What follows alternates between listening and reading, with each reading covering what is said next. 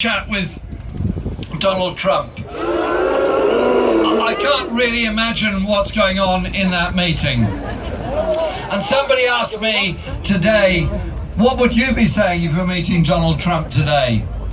I said, well, there's a couple of things I want to say to Donald Trump. Well, there's more than two actually, but I'd start with these two. The first one is, we live on one planet.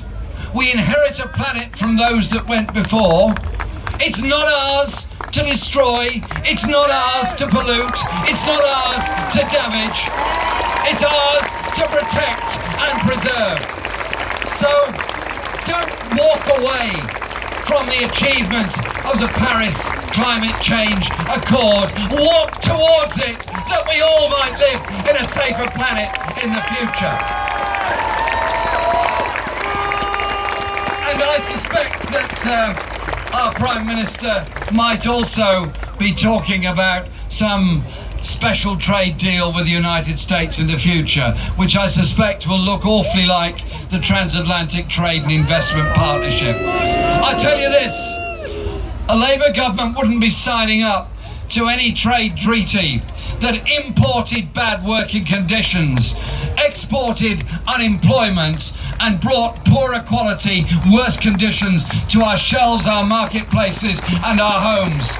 We would be promoting trade that increases job protection, increases job security, improves the products and the safety we all have, and has a human rights clause attached to it too, so that we don't condone human rights abuses under the guise of free trade around the world.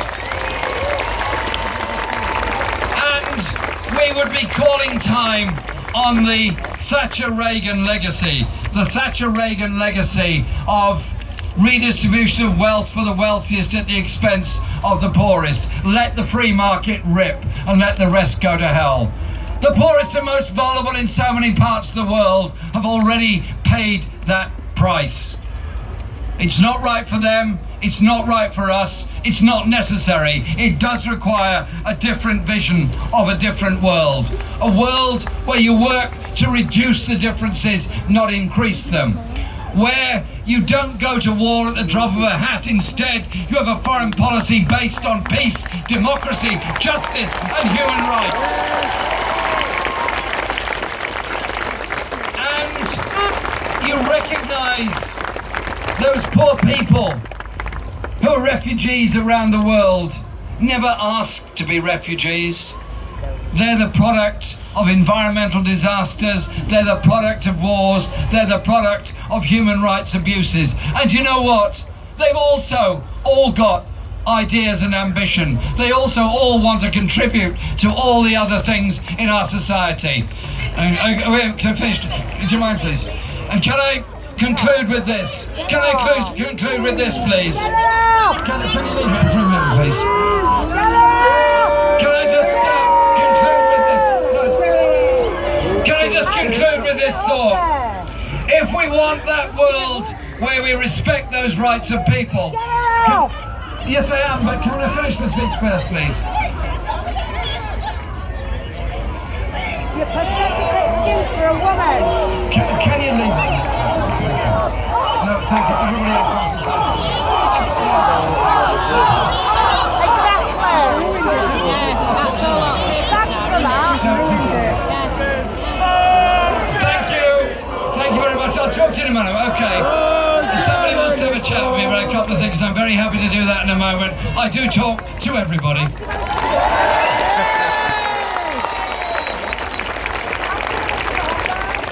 I just finished with this. I was some years ago, I was in a refugee camp in Syria, and I was talking to people stuck on no man's land between the Iraq and Syrian border. This was before the war reached its extremities in Syria. And this family were living in a tent, getting a bit of food and trying to get by, but some of them had died in fires in the tent in a very cold winter. Their lives were pretty desperate. They were in a pretty desperate situation. And this young girl was sitting on the floor of the tent. She'd be about 12, 13, something like that. And I was talking to her through an interpreter, and I said, "What's your ambition? What do you want to achieve in life?" And do you know what she said to me? I want to be a doctor.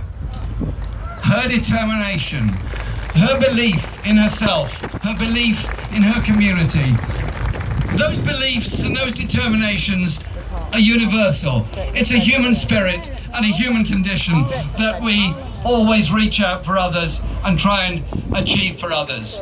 So the message we give today from Durham at this fantastic gala today is that united we can achieve so much. United we can change the face of this country. United we can give real hope and opportunities to young people here and help those around the world that also need those rights and that hope and that opportunity.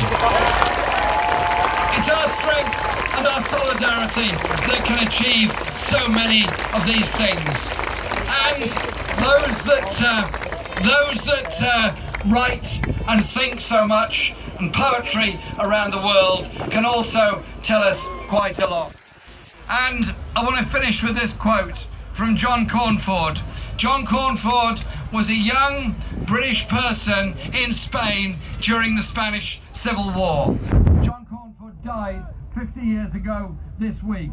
50 years ago this week, he died, killed by fascists in Spain while he was doing his best for justice and for liberty. And his words are these: and history forming is in our hands, not plasticine but roaring sands, yet we must swing to its final course. We are the future, the last fight let us face. John Cornford, 1937, in Spain. Durham, thank you very much.